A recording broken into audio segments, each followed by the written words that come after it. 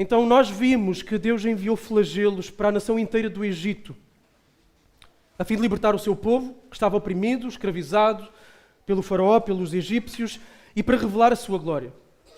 E estas famosas 10 pragas que se abateram sobre o Egito vieram como uma resposta à desobediência obstinada do faraó. Vieram como uma resposta à ordem que Deus deu a faraó que deixasse o povo ir embora para ir cultuá-lo, mas o faraó respondeu negativamente a essa exigência. E só ao fim da 10ª praga é que o faraó iria deixar o povo sair. E mais ou menos, porque a certa altura ele vai mudar de ideias e vai perseguir o povo. Nós já vimos da primeira à 6ª praga. Agora vamos ver se alguma criança se lembra da primeira praga. Uma criança, só criança. Levanta a mão se souber qual foi a primeira praga. Gabriel. Isso, o rio virou sangue. Okay? Então essa foi a primeira praga e depois vieram outras. A segunda, rãs. A terceira, piolhos. A quarta, moscas. Depois peste de animais. E a 6ª, úlceras nas pessoas e nos animais. Mais 3 pragas estariam por vir ainda sobre o Egito antes da derradeira. Hoje vamos ver 3 dessas pragas. Okay? E como nós temos visto, as pragas estão divididas em 3 ciclos de 3 pragas. Daí as primeiras 3, depois 6 e depois 9. E há um crescendo de intensidade de praga para praga e de ciclo para ciclo. Na primeira praga de cada ciclo, também elas têm coisas em comum. A segunda praga também tem coisas em comum e a terceira também. Na primeira praga de cada ciclo, Moisés vai ter com o faraó de manhã para fazer a exigência e depois já ameaça caso ele não cumpra essa exigência. Na segunda praga, Moisés não vai ter de manhã com o faraó às águas, ele vai ter com o faraó ao palácio. E na terceira praga, não há um encontro com Moisés e o faraó para fazer a exigência. Há uma ação simbólica da parte de Moisés, de Arão, em que Deus disse, estenda a mão, estenda o bordão, enfim, não há um confronto direto com o faraó. Então as pragas estão organizadas desta forma. E hoje vamos então ver a praga 7, 8 e 9. Então vamos ao capítulo 9, capítulo 13. Então peço que possam abrir as vossas Bíblias. Quem tem Bíblia em papel é mais crente do que quem tem Bíblia no telemóvel. Brincadeira. Ok, vamos abrir então as nossas Bíblias. Capítulo 10, versículo 9, versículo 13. E vamos fazer silêncio para podermos ouvir a leitura das Escrituras. Então o Senhor disse a Moisés, levanta-te bem cedo, vai ao encontro do faraó e diz-lhe, assim diz o Senhor, o Deus dos Hebreus, deixa o meu povo ir para que me cultue. Do contrário, desta vez enviarei todas as minhas pragas contra ti, contra os teus subordinados e contra o teu povo, para que saibas que não há outro semelhante a mim em toda a terra. Se agora eu tivesse estendido a mão e ferido a ti e ao teu povo com peste, tu terias sido eliminado da terra. Mas, na verdade, para isto, ou com este propósito, te mantive com vida, para te mostrar o meu poder e para que o meu nome seja anunciado em toda a terra. E tu ainda te exaltas contra o meu povo, não o deixando ir? Amanhã, por volta desta hora, enviarei uma chuva de pedras, tão forte como nunca houve no Egito, desde o dia em que foi fundado até agora. Mas agora manda recolher o teu gado e tudo o que tens no campo, pois a chuva cairá sobre todo o homem e animal que se acharem no campo e que não se abrigarem, e eles morrerão. Os subordinados do faraó, que temiam a palavra do Senhor, mandaram os seus servos e o seu gado para abrigos. Mas quem não se importava com a palavra do Senhor, deixou os seus servos e o seu gado no campo. Então o Senhor disse a Moisés, estenda a tua mão para o céu, para que caia chuva de pedras em toda a terra do Egito, sobre os homens, sobre os animais e sobre todas as plantas do campo na terra do Egito. Quando Moisés estendeu a mão com a vara para o céu, o Senhor enviou trovões e pedras, e raios caíram sobre a terra. E o Senhor fez chover pedras sobre a terra do Egito. E caiu uma tempestade de pedras acompanhada de raios, uma chuva tão forte como nunca tinha caído em toda a terra do Egito, desde que se tornou uma nação. E em toda a terra do Egito a chuva de pedras feriu tudo quanto havia no campo, homens como animais. Feriu também todas as plantas do campo e quebrou todas as árvores do campo. Somente na terra de Gósen, onde estavam os israelitas, não houve chuva de pedras. Então o faraó mandou chamar Moisés e Arão e disse-lhes, desta vez pequei. O Senhor é justo mas eu e o meu povo somos ímpios. Orai ao Senhor, basta de trovões, basta de chuva de pedras da parte de Deus. Eu vos deixarei ir, não ficareis mais aqui.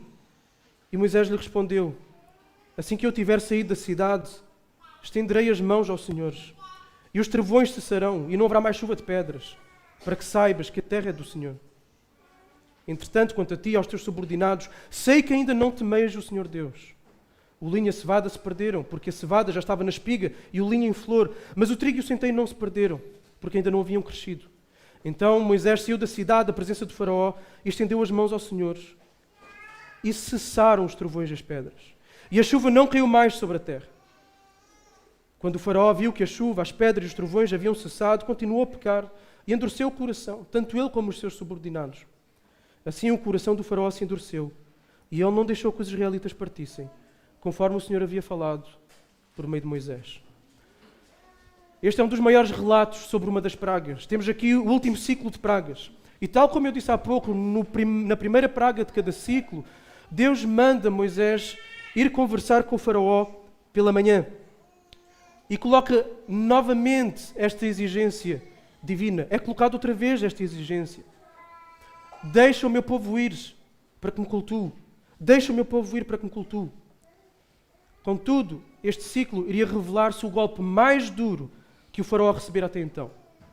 As 6 primeiras pragas causaram dificuldades, causaram incómodos, o suficiente para o Faraó reconhecer que era Deus que estava a fazer. Os subordinados do Faraó reconheceram: olha, isto é o dedo de Deus. O Faraó disse: olha, ora ao Senhor para que ele pare isto. Ou seja, o Faraó estava a reconhecer que era Deus que estava a fazer. Por isso ele pedia que eles orassem a Deus para que Deus parasse aquilo. Agora, estas 3 seriam bem mais duras. E qual o motivo? Qual o motivo? Deixar ainda mais evidente que não há ninguém na terra que se compare ao Senhor. Este era o motivo. Deus está a apresentar-se de uma forma inconfundível, de uma forma incontestável ao Faraó, aos oficiais egípcios e ao povo egípcio. E nós temos visto isto. As pragas têm um objetivo: revelar a identidade de Deus, a revelação de Deus. E Deus deixa isso claro nos primeiros versículos que lemos aqui no capítulo. No versículo 14, nós lemos que Deus quer que o Faraó saiba que não há quem lhe seja semelhante em toda a terra. Deus quer que o Faraó entenda que Deus é o único e que Ele é incomparável. Um segundo propósito das pragas é encontrado no versículo 16. Reparem, Deus pretende mostrar o seu poder ao Faraó para que o seu nome seja anunciado em toda a terra, ou seja, um propósito missionário. Reparem que Deus afirma: Faraó, eu já te podia ter morto. Por que não o fez? Perguntamos nós. E se calhar faríamos nós. Teríamos morto o Faraó num instante. Porquê estar a aturar alguém que facilmente seria eliminado de forma instantânea? Porquê estes eventos miraculosos? Porque não só um? Porquê 10? Porque as 10 pragas seriam facilmente lembradas pelas gerações posteriores e por pessoas de todo o mundo. Tanto que se forem falar com uma pessoa descrente lá fora e falarem das 10 pragas, as pessoas sabem o que é, já ouviram falar das 10 pragas.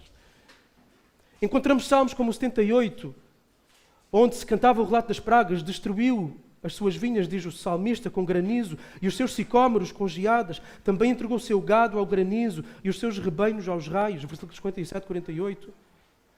A fama das pragas também não só se perpetuou na boca dos israelitas, mas também chegou aos ouvidos e ao coração das nações vizinhas.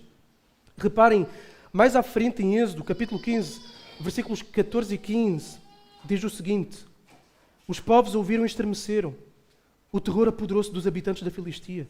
Então os chefes de Edom ficaram pasmos. Dos poderosos de Moabe apoderou-se um tremor. Derreteram-se todos os habitantes de Canaã. As nações ouviram falar do poder de Deus por causa destas 10 pragas. Um terceiro propósito das pragas, no versículo 29. Para que saibas que a terra é do Senhor. A autoridade é do Senhor. Quem manda é o Senhor. Quem domina todas as coisas é o Senhor. Isto não é sobre o Faraó. Não era sobre o Faraó. Isto não era um braço de ferro de igual para igual, como se calhar às vezes podemos ficar a impressão que é: o Faraó faz uma força, Deus faz mais uma. Não. Deus podia eliminar o faraó em qualquer momento. Deus permite. E às vezes Deus até endurece o coração do faraó exatamente com estes propósitos. Para que a glória do Senhor seja evidente. Para que a glória do Senhor seja conhecida. Então dessa forma Moisés anunciou ao rei do Egito: no dia a seguir vai cair uma chuva de pedras como nunca caiu. Deus ainda, vejam como Deus ainda foi gracioso. Deus ainda deu a oportunidade ao faraó e aos egípcios. Ele disse: olha, guardem os animais. Aqueles que sobraram dos que tinham sido, guardem os animais para que não sejam destruídos, porque o granizo vai destruir tudo. E destruiu. Agora, quem de facto temesse, o Senhor iria fazer isso. E isso vemos no versículo 20, onde aparece pela primeiríssima vez na Bíblia a expressão temer ao Senhor. Houve servos do faraó que temeram o Senhor, que temeram a palavra do Senhor. Houve outros que ignoraram a palavra do Senhor e deixaram os seus escravos, o seu gado, o seu rebanho lá fora e sofreram as consequências, mas houve outros que temeram. Então vejam aqui um pormenor que às vezes pode passar desapercebido. Lembrem-se, o propósito das pragas é evidenciar a glória de Deus, dar-se a conhecer. O que é que está a acontecer? Já está a haver frutos. Já estão a haver egípcios que estão a reconhecer, que estão a temer a palavra do Senhor e estão a agir em obediência àquilo que o Senhor diz. Egípcios a tornarem-se crentes, fruto exatamente desta revelação de Deus.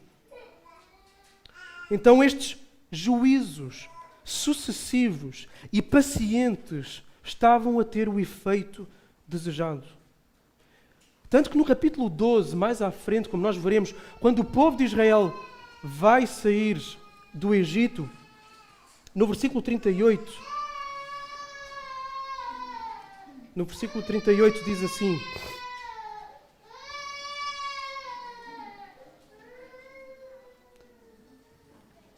reparem neste versículo 38 do capítulo 12. Também subiu com eles uma grande mistura de pessoas e uma grande quantidade de gado em rebanhos e manadas. Então várias pessoas, não só do povo de Israel, mas outras pessoas, egípcios, saíram junto com Israel da terra do Egito para a terra de Canaã. Lembrem-se do propósito de Deus manifestado a Abraão, de que através dele, da sua família, todas as famílias da terra seriam abençoadas. Isto já acontece aqui. A chuva de pedras veio e a destruição foi brutal. Chuva de pedras, chuva de fogo, destruição arrasadora que levou à frente pessoas, animais, plantas e árvores, com exceção de uma localidade, com exceção da região de Gósen, onde habitava o povo de Deus. De resto, a terra estava arruinada, o Egito humilhado. E o faraó manda chamar Moisés. E parece que faraó mudou agora. Parece que finalmente faraó mudou. O que é que ele diz? Desta vez pequei. O quê? O faraó confessou que era pecador. Isto é bom demais para ser verdade. E era bom demais para ser verdade. Não era verdade. Tratou-se de uma confissão falsa. Reparem como o faraó diz desta vez. Sabem quando um marido confronta... É melhor assim, é melhor ao contrário. Quando uma esposa confronta o marido com um erro que ele faz e ele confessa o seu erro entre dentes. Sim, é verdade. E ela diz, não, diz lá onde é que tu falhaste. Verbaliza tudo. Ou quando fazemos com as crianças, é o faraó contrariado a dizer, desta vez eu pequei. Desta, como é que é? Desta vez e todas as outras 6 vezes. E todas as crianças que mandaste afogares no rio. E todas as crianças que tu tentaste matar através daquelas parteiras. E toda a escravidão e opressão que tu colocaste sobre o povo. Desta vez. Mais. Ele não ora diretamente a Deus. Ele pede a Moisés e Arão que fale com Deus. Ele não vai a Deus contrito e quebrantado. E outra prova de que é uma confissão falsa é que esta confissão que ele faz, ela é puramente circunstancial e fruto de sofrimento. Tanto que quando o sofrimento termina e as circunstâncias se alteram vindo o alívio, o que é que acontece? Ele volta ao mesmo. Isto tem implicações muito óbvias, mas logo vamos a elas, não é agora ainda. Foi uma falsa confissão. Então vamos para a próxima praga, capítulo 10, versículos 1 até 20.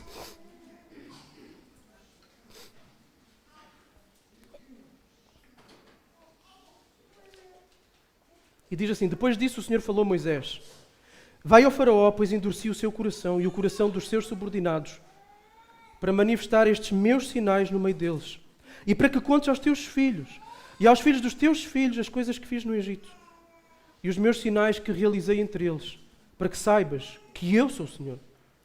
Então Moisés e Arão foram ao faraó e lhe disseram: assim diz o Senhor, o Deus dos Hebreus: até quando resistirás a humilhar-te diante de mim? Deixa o meu povo ir para que me cultue. Se te recusares a deixar o meu povo ir, amanhã trarei gafanhotos ao teu território. Eles cobrirão a face da terra, a ponto de não se poder ver o chão. E comerão o resto que escapou, o que sobrou da chuva de pedras. Comerão também toda a árvore que cresce no campo. Eles encherão as tuas casas, as casas dos teus subordinados, as casas de todos os egípcios, como nunca viram os teus pais, nem os pais dos teus pais, desde o dia em que apareceram nesta terra até ao dia de hoje. Depois disso, Moisés virou-se e saiu da presença de Faraó. Então os subordinados do faraó lhe disseram: até quando esse homem será uma armadilha para nós? Deixa ir os homens, para que eles cultuem o Senhor, o seu Deus. Por acaso ainda não sabes que o Egito está destruído? Por isso Moisés e Arão foram levados outra vez ao faraó. E ele lhes disse: vão, ide, cultuai ao Senhor o vosso Deus. Mas quem irá? Moisés respondeu: temos de ir com os nossos jovens, com os nossos idosos. Sim, temos de ir com os nossos filhos e com as nossas filhas, com os nossos rebanhos e com o nosso gado, porque vamos celebrar uma festa ao Senhor. Então o faraó disse: esteja mesmo o Senhor convosco, se eu vos deixar ir com as vossas crianças. Sem dúvida as vossas intenções não são boas. Não será assim. Vós os homens podeis ir cultuar ao Senhor, pois foi isso que pedistes. E eles então foram expulsos da presença do faraó. Então o Senhor disse a Moisés: quanto aos gafanhotos, estenda a mão sobre a terra do Egito, para que eles venham sobre ela e comam todas as plantas da terra, tudo o que a chuva de pedras deixou. Então Moisés estendeu a mão com a vara sobre a terra do Egito, e o Senhor trouxe um vento oriental sobre a terra durante todo aquele dia e toda aquela noite. E quando amanheceu, o vento oriental trouxe os gafanhotos. Assim, os gafanhotos subiram sobre toda a terra do Egito e pousaram em todo o seu território. E eram tantos como nunca houve, nem jamais haverá. Pois cobriram todo o país, a ponto de escurecer a terra. Comeram todas as plantas da terra e todo o fruto das árvores que a chuva de pedras tinha deixado. Não restou nada verde, nem árvore, nem planta do campo por toda a terra do Egito. Então o faraó mandou chamar às pressas Moisés e Arão e disse-lhes: pequei contra o Senhor o vosso Deus e contra vós. Agora peço perdoai o meu pecado, somente mais esta vez. E orai ao Senhor o vosso Deus para que afaste-me esta praga mortal. Então Moisés saiu da presença do faraó e orou ao Senhor. E o Senhor trouxe um vento ocidental fortíssimo, que levantou os gafanhotos e os lançou no Mar Vermelho. Não ficou um só gafanhoto em todo o território do Egito. O Senhor, porém, endureceu o coração do faraó, e este não deixou ir os israelitas. Outra vez, no início do capítulo 10, temos a revelação dos propósitos pelos quais Deus endureceu o coração do faraó e dos oficiais egípcios. Para que aqueles sinais fossem feitos no meio deles. Segundo, para que a humilhação e derrota dos egípcios fosse contada de geração em geração, de uns para os outros. E terceiro, para que soubessem quem era Yahweh, para que soubessem quem é o Senhor, para que soubessem quem é Deus. Então, juízo, propósito de revelação, juízo, missão e revelação divina. Juízo sobre os egípcios obstinados, propagação de geração em geração da ação de Deus e revelação da identidade de Deus. E tudo isto, todos estes propósitos são relacionados com o propósito principal: o Senhor dar-se a conhecer. Moisés deveria mais uma vez ir ter com o faraó. Eu nem quero imaginar o faraó sempre que via Moisés entrar pela sala. Eixe, lá vem outra vez. Mais uma vez. Mas agora reparem, ele não começa logo com exigência. Ele faz uma pergunta exortatória. E a pergunta é: até quando te recusarás humilhar-te diante de mim? Até quando continuas nisso? Até quando continuas obstinado, orgulhoso? Até quando? E só depois da pergunta é que veio a exigência habitual: deixa o meu povo ir. E a ameaça agora era simples. Se o faraó se recusasse, haveria uma devastação total sobre a terra do Egito. Gafanhotos sobre toda a terra iriam comer o que sobrou da destruição causada da chuva de pedras. Haveria gafanhotos por todo o lado, nas casas e no campo. Agora imaginem, um gafanhoto é giro apanhar um gafanhoto. Algumas crianças ainda gostam de arrancar as perninhas do gafanhoto. Não sei se alguém teve uma infância dessas, de apanhar o gafanhoto, etc. Um gafanhoto é giro. 2 ou 3, pronto, ainda vai. Agora imagina o que é por toda a casa, todo o chão, por onde se passa. levanta o pé e o que é que acontece? Vem uma gosminha. Gafanhotos por todo o lado. Ainda bem que não são, pelo menos não são baratas. Mas ainda assim é nojento. Agora, o pior dos gafanhotos não é só o quão nojento é. É muito pior do que isso. É muito pior do que isso. É uma fome que eles iriam causar. Iam comer tudo aquilo que tinha sobrado do granizo que tinha caído do céu. Agora, diante desta ameaça aqui, os conselheiros do faraó, os oficiais do faraó, procuraram dissuadir o faraó. Eles mesmos disseram, faraó, olha, o Egito está acabado, olha à tua volta. Manda estes homens irem, deixa-os ir. E ele vacila. Ok, manda chamar Moisés e irão outra vez. E eles vêm. Então diz, podem ir. Mas ouçam lá, quem é que vai? Moisés diz, olha, vai toda a gente, todo o mundo. Jovens, velhos, filhos, filhas, rebanho e gado. Toda a gente. Mas o faraó não queria. O faraó não queria deixar que as crianças fossem cultuar a Deus. Somente os homens. Ele queria ficar com as mulheres e com as crianças de forma a ter uma garantia de que eles depois voltariam. Ele queria ficar com eles como reféns. E reparem, o faraó está sempre aqui a negociar termos. Está sempre a colocar condições à exigência de Deus. Mas para Deus não só contavam os homens para a adoração. Para Deus, toda a família, os velhos, os novos, os homens, as mulheres, as crianças, todos deviam de ir para adorar a Deus. O faraó estava a querer negociar termos. As condições de Deus, no entanto, não são negociáveis. São absolutas. As condições de Deus são inegociáveis. E então o que aconteceu? Vieram gafanhotos de toda a parte. Nunca tinha havido tantos gafanhotos no Egito e nunca haveria em tão grande número. Os cientistas dizem que o consumo diário de um gafanhoto equivale ao seu peso. Parece pouco, mas o enxame inteiro de gafanhotos, destes, uma praga destas, poderia cobrir centenas de quilómetros quadrados. Centenas de quilómetros quadrados. E reparem, em cada quilómetro quadrado, a estimativa é de 300 milhões a 600 milhões de gafanhotos. Calculem isso por centenas de quilómetros quadrados.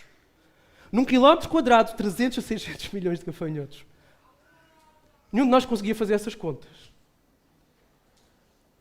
Para os deuses do Egito, mais uma humilhação para a conta. Temos visto isso ao longo das pragas. Cada praga aponta para humilhações de deuses específicos do Egito.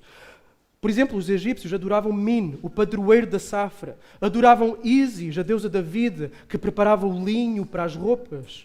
Nepri, o deus da safra. Anubis, o guardião dos campos. E Seneem, o protetor divino contra as pestes. Todos eles derrotados no instante.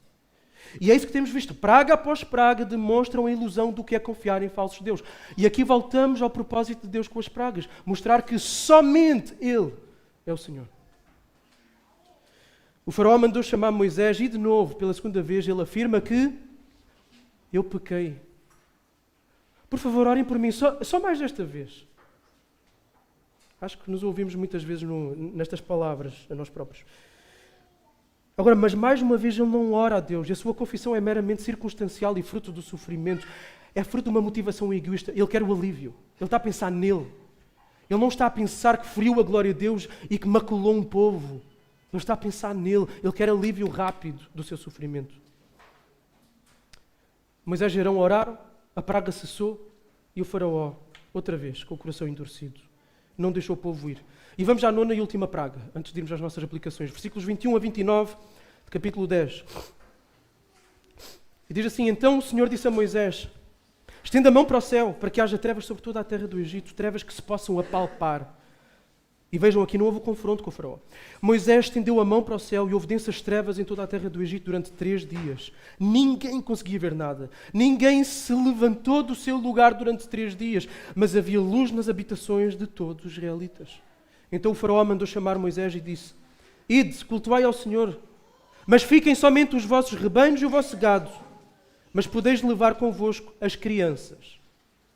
Moisés, porém, disse, tu também deves nos dar sacrifícios e holocaustos, para que possamos oferecer sacrifícios ao Senhor nosso Deus. E o nosso gado também irá connosco, não ficará nem um casco, pois o usaremos para cultuar o Senhor nosso Deus, pois não sabemos com o que cultuaremos o Senhor até chegarmos lá. O Senhor, porém, endureceu o coração do faraó, que não permitiu que os israelitas partissem. Então o faraó disse a Moisés: sai da minha presença.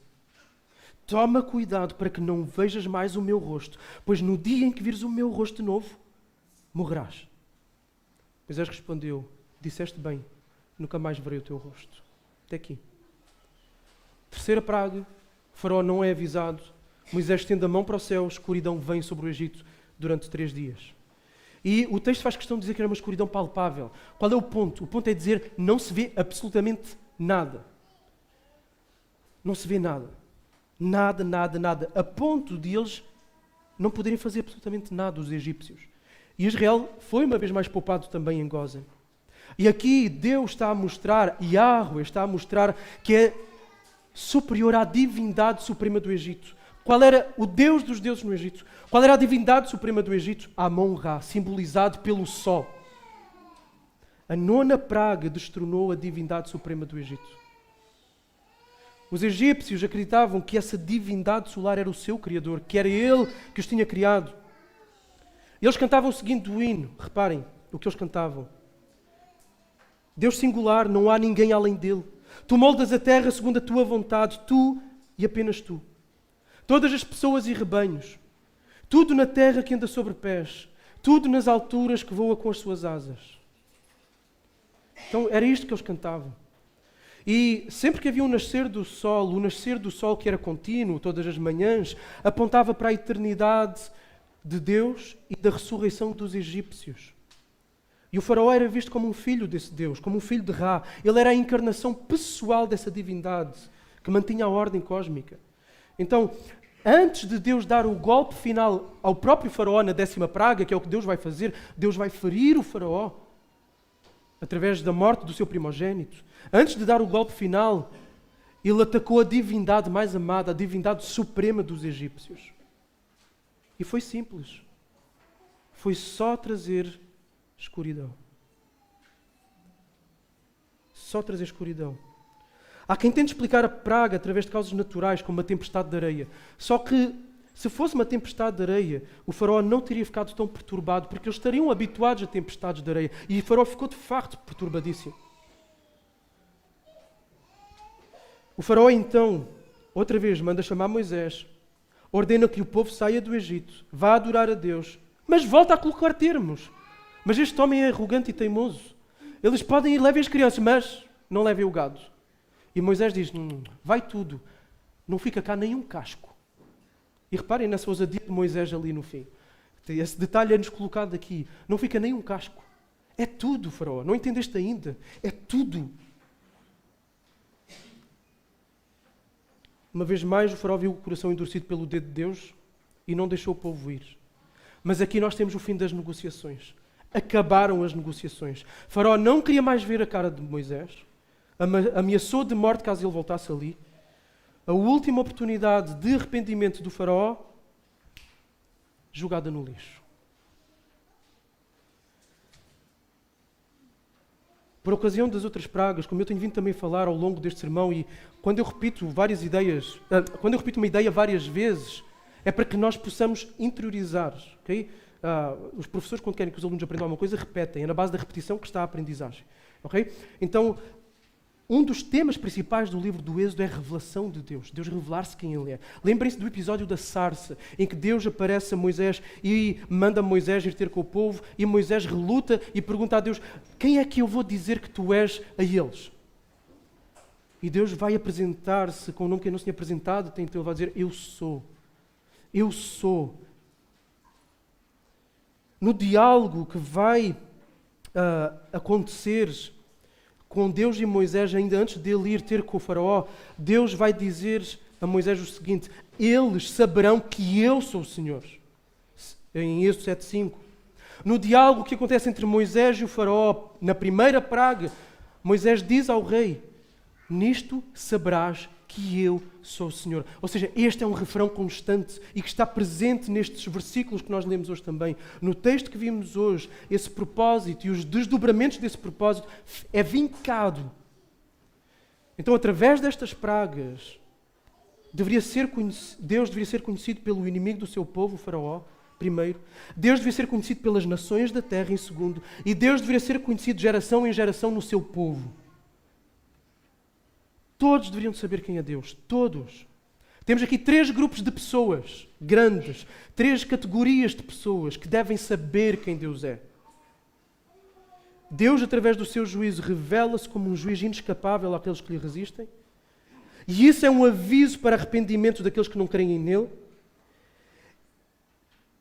E é uma chamada para que aqueles que creem nele se aprofundem no conhecimento de Deus e falem, ensinem os seus filhos de geração em geração para manterem a identidade e a aliança do seu povo.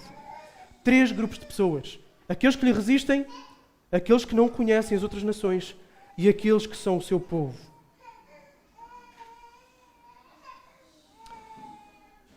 Todos nós aqui precisamos conhecer o Senhor. Precisamos de saber quem Ele é. Precisamos de saber aquilo que Ele faz. Precisamos ouvir a sua voz. No fim de tudo, no fim de todas as coisas, aquilo que cada um de nós precisa, aquilo que tu precisas, aquilo que eu preciso, é de ver o Senhor, de contemplar quem Deus é ter Deus à frente dos nossos olhos. É isso que cada culto, que cada leitura bíblica, que cada conversa intencional com irmãos da igreja precisa de trazer. Deus é o Senhor. Deus é o Senhor. É esse conhecimento que aqueles que lhe resistem precisam de ter, para saberem que vão ser julgados. É esse conhecimento que aqueles que não conhecem precisam de ter para se chegarem a Ele e serem salvos. E é esse conhecimento cada vez mais profundo e crescente que aqueles que o conhecem passem de geração em geração e que se aprofundem nele para adorar melhor a Deus. É preciso conhecer o Senhor, é preciso conhecer a Deus. Então, primeira categoria, aqueles que lhe resistem. No Novo Testamento, Paulo vai ecoar aquilo que Deus afirmou através do profeta Isaías no Antigo Testamento. Paulo, em Romanos 14:11, vai dizer: todo o joelho se dobrará diante de mim e toda a língua confessará a Deus. Isto não é os crentes, não é só os crentes. É toda a língua. Toda a língua inclui crentes e não crentes, pessoas que temem a Deus e que não temem, pessoas que deram as suas vidas a Deus e pessoas que resistiram e lutaram contra Deus. Todos um dia vão confessar que Deus é o Senhor. Vai ser inevitável. Todos confessarão que Deus é o Senhor. A Bíblia deixa claro, todos dobrarão os joelhos diante de Deus. No entanto, esse reconhecimento, nesse dia, será para a condenação eterna. Será um dobrar de joelhos, arrancado à força pela manifestação da glória poderosa de Deus diante de quem toda a gente tem que se calar e dobrar o joelho. O faraó não se humilhou diante do Senhor e por isso ele seria humilhado. E foi humilhado. Deus revelou-se ao faraó através de Moisés. Palavras foram-lhe ditas. Pacientemente. Vez após vez após vez. Mas Deus revelou-se também na sua fúria, na sua ira, no seu juízo através de pragas. Para quê? Para que o faraó se convertesse. A chamada à obediência não vergou o coração do faraó. O juízo de Deus completo das pragas e no rio que engoliu o seu exército, que o humilhou, também não dobrou os joelhos do faraó. Mas estes juízos que envergonharam e que humilharam o faraó são uma figura, são um tipo, apontam para um juízo vindouro, para o juízo eterno.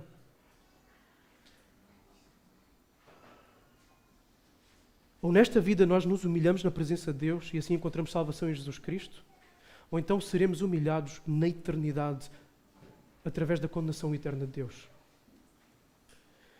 Agora, os juízos divinos podem, no entanto, vir já nesta vida como avisos, como uma antecipação do juízo vindouro. E Jesus falou deles. Jesus falou de eventos circunstanciais, terremotos, por exemplo, guerras e rumores de guerras. Então, de cada vez que nós ouvimos falar, e o ponto de Jesus é esse, cada vez que nós ouvimos falar dessas coisas que trazem aflição, que trazem sofrimento, que trazem morte, nós devemos nos lembrar dos juízos de Deus. São avisos, são dores de parto que vão aumentando na intensidade. Não sabemos quando é a última, até chegar o juízo final.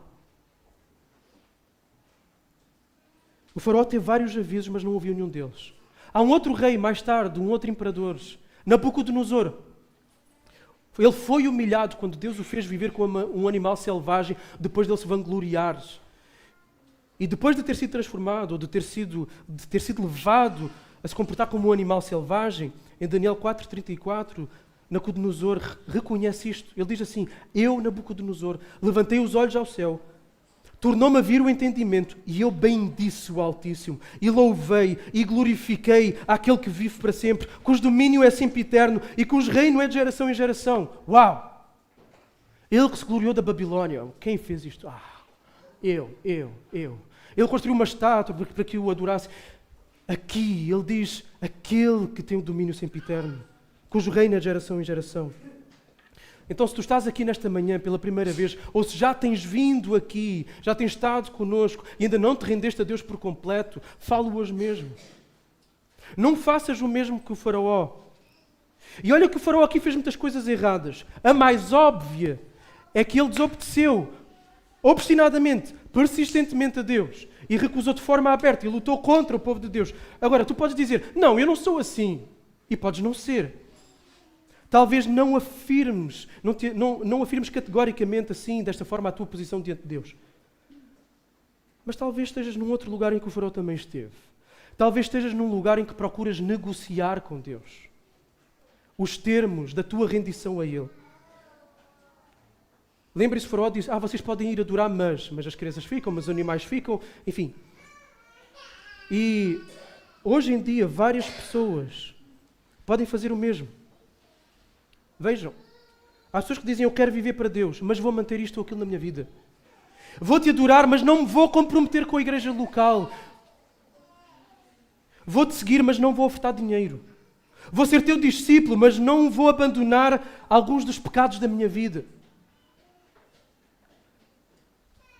Mais vezes do que pensamos, nós negociamos termos com Deus. Deus quer uma rendição completa e total das nossas vidas. Não adies esse momento. Faz isso hoje. Eu vou-me render, mas quando eu for mais velho, eu ainda sou jovem, ainda tenho uma vida pela frente, eu não vou fazer isso agora. Não coloques termos. Rende-te hoje a Deus. E cuidado também com falsas confissões de arrependimento.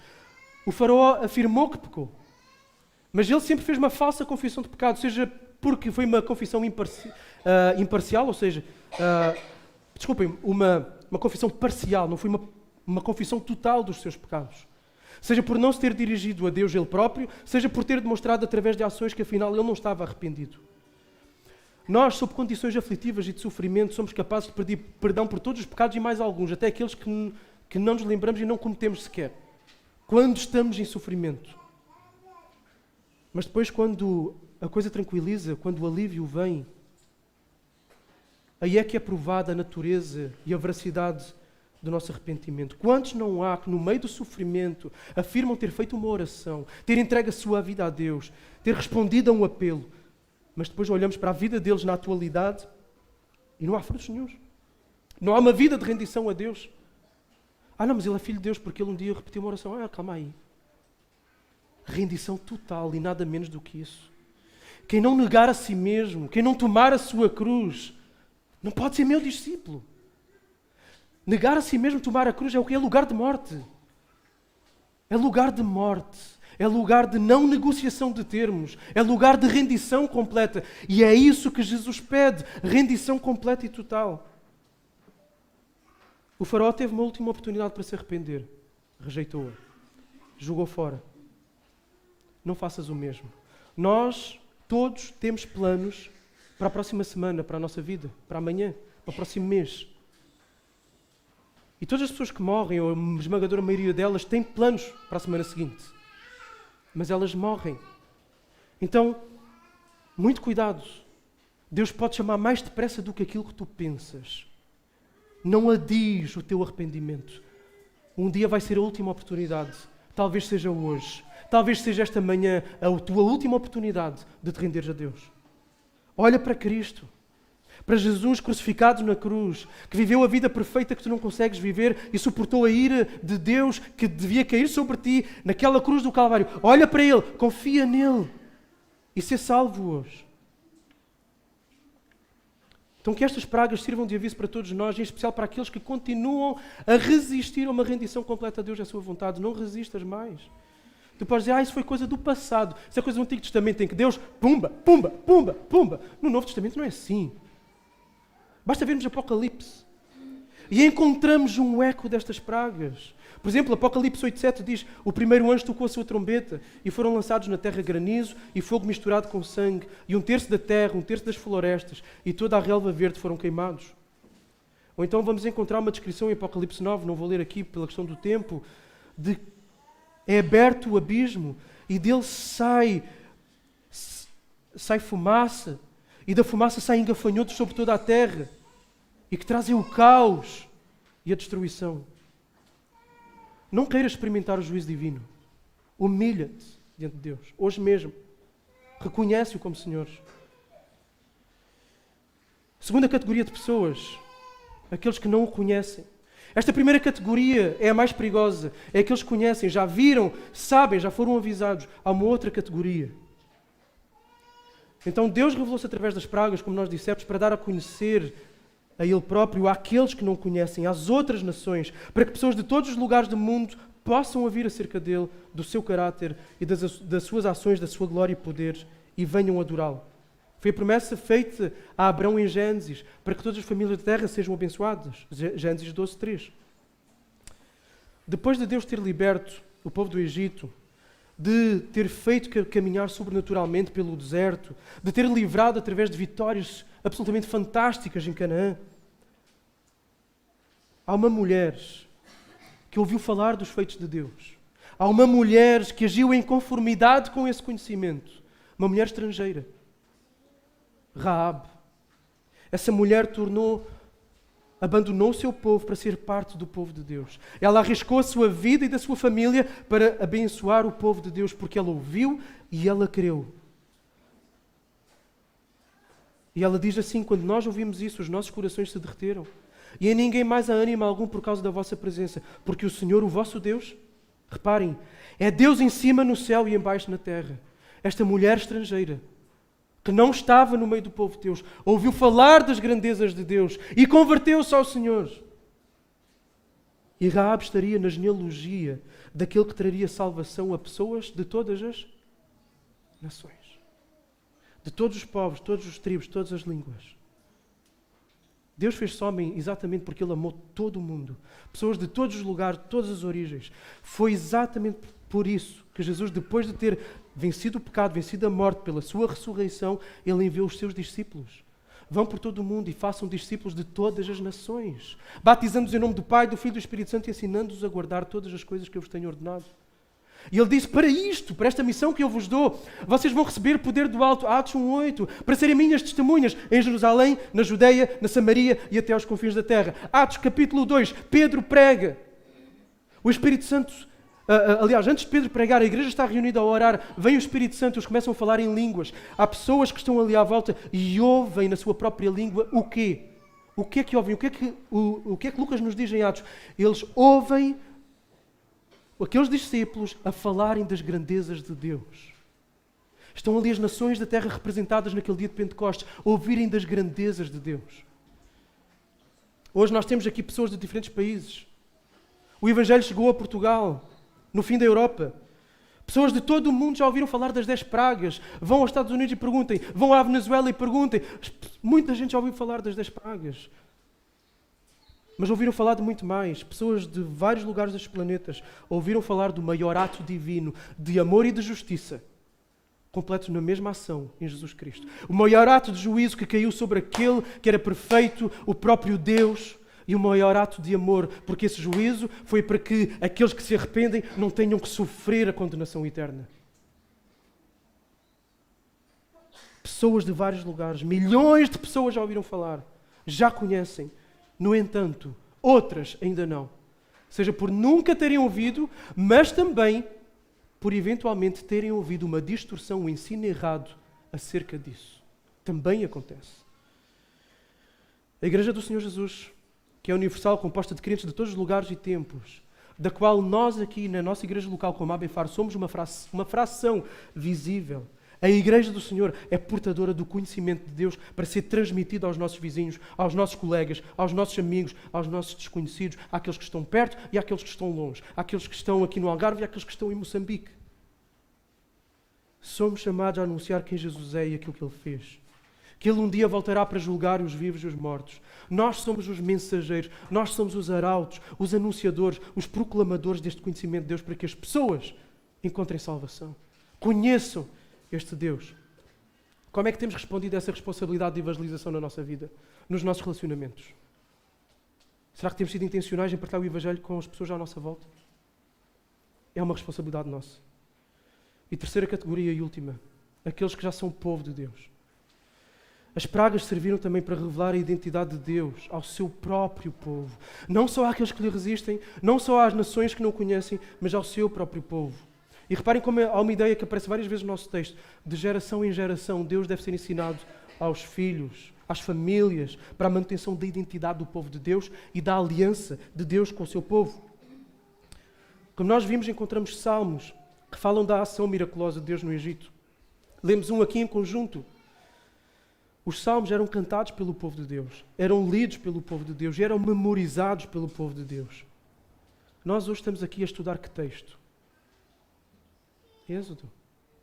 Hoje, milhares de anos depois, a falar das pragas. E isso é possível porquê? Porque passou de geração em geração em geração.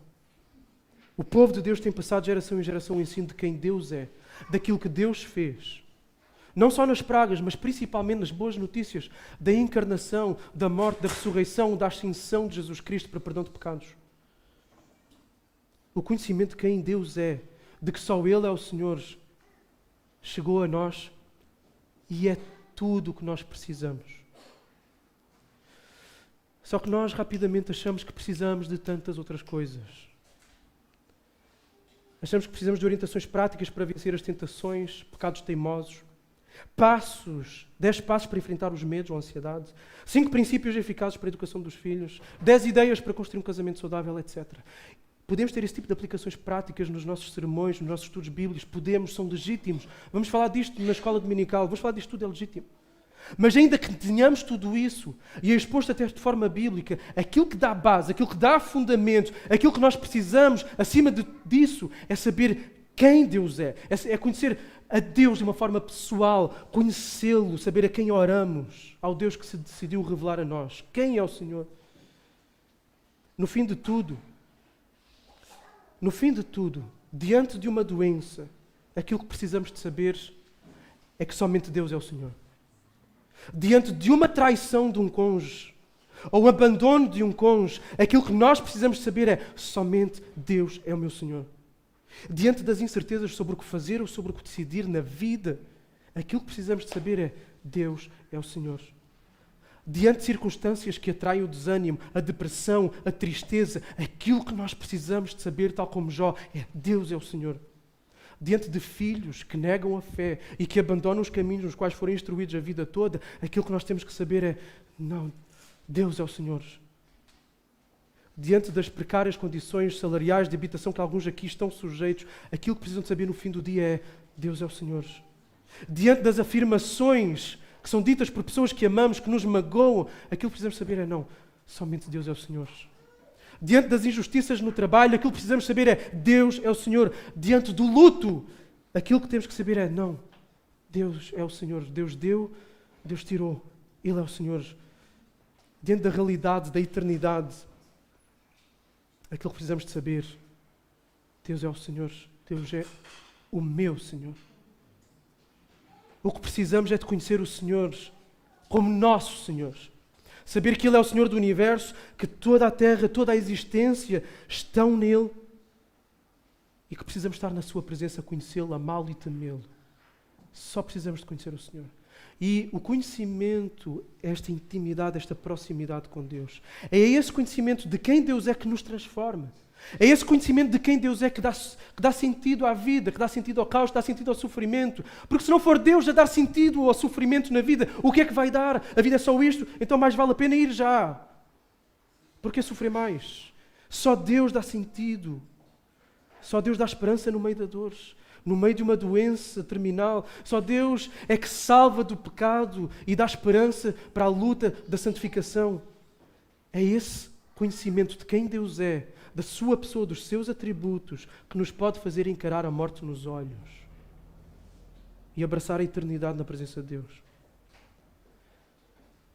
E precisamos de crescer nesse conhecimento. E é esse conhecimento preciosíssimo que nós devemos passar aos nossos filhos, às crianças da nossa igreja. Não há nada mais importante que possamos ensinar aos nossos filhos do que quem é o Senhor. Mais do que eles saberem matemática, mais do que eles saberem física, mais do que eles terem boas notas no exame nacional para serem advogados, para serem uma família de sucesso aos olhos do mundo, mais do que isso, eles precisam daquilo que lhes dá a eternidade, daquilo que lhes enche o coração. Eles precisam do conhecimento do Senhor diante deles. Vejam como Satanás quer roubar isso. Vejam como Satanás usou Faraó para colocar a tentação a Moisés e Arão para saírem do Egito sem quem? Sem as crianças. Pode ter sido uma tentação para Moisés. Olha, as negociações têm estado difíceis. Agora finalmente ele está a ceder. Olha, vamos deixar as crianças para trás. Não. Juntos deviam sair do Egito. Para quê? Para juntos irem cultuar. Deixa o meu povo ir para que? Qual é o propósito? Me cultue, me sirva, me adore. Deus quer famílias a adorá-lo. Famílias completas, não famílias segregadas, não famílias separadas. Famílias com homens, famílias com mulheres, famílias com crianças, juntos, em conjunto, ao mesmo tempo, diante dele. Reparem na chamada feita pelo profeta Joel para uma reunião solene, para um culto, para uma assembleia. Ele diz assim, o profeta Joel: tocai a trombeta em Sião, decretem um jejum, convoquem uma assembleia, uma reunião, um culto solene. E reparem, reúnem o povo, santifiquem a comunidade, juntem os anciãos, reuni os meninos e as crianças de peito que amamentam. Joel 2, 15 e 16, para quem quiser guardar. Cabe-nos, Deuteronômio vai falar isso, Deuteronômio, para ensinares ao sair, ao entrar, ao levantar, ao deitar, ensinar os caminhos do Senhor. Cabe-nos a nós instruir as crianças no conhecimento do Senhor, seja nos nossos lares, de forma constante e consistente, culto doméstico, pais e maridos aqui são chamados à prestação de contas, devem abrir a Bíblia em casa com regularidade e consistência. Aqui, ainda não tenho filhos, começa com a esposa, porque se não faz agora com a esposa, imagina quando haverá filhos. Não! É para transmitir o conhecimento de quem é o Senhor. E seja nos nossos cultos conjuntos em que todos nós, juntos, idosos, jovens, crianças grandes e pequenas, homens e mulheres, ouvem a palavra lida, ouvem a palavra exposta, ouvem a palavra cantada, ouvem a palavra orada e representada, ouvem acerca dos feitos do Senhor. E reparem aqui uma coisa, a reunião, o culto público de Deus é uma reunião especial face a qualquer outra reunião da igreja. É o povo de Deus todo reunido, onde Deus derrama a sua bênção de uma forma especial. E a pregação da palavra, ela é diferente de um estudo bíblico. Na pregação, uma criança ouvir o estudo bíblico é uma coisa, uma criança ver, ouvir uma pregação é diferente. E a criança precisa de conhecer isso. Precisa conhecer não só a informação que está a ser transmitida, mas o poder de Deus que está ali. E sentir um consolo, sentir um confronto, sentir a autoridade que vem daquele momento único de exposição e pregação da palavra de Deus. E por isso nós queremos que as crianças desde cedo estejam no culto. Todo, completo. E ouçam pregação, mesmo que apanhem 10%. Mais depressa elas apanham partes maiores, porque vão amadurecer mais rápido na compreensão do culto. Mas mais, elas vão sentir e conhecer Deus de uma outra forma. Mas temos também as nossas classes de escola dominical, onde as crianças devem ser instruídas naquilo que Deus diz, naquilo que Deus faz, no seu caráter, nas suas ações, e elas têm sido instruídas nisso. Todos juntos somos povo de Deus. Todos juntos. Protegidos por Deus. Separados por Deus. Guardados por Deus. As suas bênçãos estão sobre nós. Isto não é gabar. Isto é dizer, nós somos a menina dos olhos de Deus. Não há mais grupo nenhum na face da terra, não há nenhuma organização, não há nenhum governo, não há nenhuma nação autoproclamada como uma nação que é especial. Não há. A igreja é inigualável, é o povo de Deus. As suas bênçãos repousam sobre nós.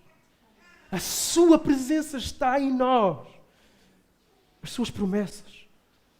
Muitos livramentos Ele nos traz e trará ao longo da vida a nós que somos povo de Deus. Muitos ataques de pessoas e de espíritos demoníacos não nos atingirão. Algumas vezes podemos ser poupados de dores fruto do juízo que Deus envia de forma geral à humanidade. Outras vezes seremos tocados pelas consequências da queda naturais, como o sofrimento, a doença, etc. Mas sabemos que ainda que passemos pelo vale da sombra da morte, há uma mão sobre nós. O seu cajado e a sua vara nos consolam, a sua presença é conosco. Ele nos faz ir a pastos verdejantes, nos alimenta, cuida de nós, cuida das nossas almas, cura as nossas feridas, mesmo no meio da dor. E nos levará à terra prometida, à Canaã celestial. Todos nós. Homens, mulheres, idosos, jovens, crianças, todos juntos, povo de Deus. Ele nos distingue dos demais. Sim, somos especiais. Somos. Não por qualquer coisa em nós, muito pelo contrário, mas por aquilo que Ele é em nós. Por aquilo que Ele fez por nós. Ele faz com que todas as coisas, mesmo as dolorosas, cooperem para o nosso bem. Já viram o privilégio que é? Nós somos os meninos queridos de Deus. Até as coisas ruins cooperam para o nosso bem. Tudo aquilo que todos aqui precisam de saber, então, e eu concluo, é que somente o Deus das Escrituras, Deus Pai, Deus Filho, Deus Espírito, é o único Deus verdadeiro, o Senhor do Universo. Aqueles que têm resistido, não o façam mais. Rendam-se hoje, humilhem-se ou serão humilhados. Conheçam a graça, o perdão que há em Deus, rendam-se a Ele hoje mesmo. Aqueles de nós que já o conhecemos, levemos este conhecimento àqueles que ainda não o têm, amigos, colegas, vizinhos, etc. Ensinemos este conhecimento aos nossos filhos, às nossas crianças. Aprofundemos-nos neste conhecimento. É o conhecimento do Deus vivo e por isso acreditamos na pregação expositiva das Escrituras. Pregar todo o conselho de Deus, a ideia central do sermão ser aquilo que vem da Bíblia. Porquê? Porque é o conhecimento de Deus que nos vai transformar, que vai transformar os nossos casamentos, vai transformar as nossas famílias, vai transformar a nossa igreja e transformará pessoas à nossa volta. O conhecimento de Deus. E Deus revela-se. Temos a palavra, abramo-la, estudamo-la e falemos dela, que eu estou à nossa volta. Vamos orar.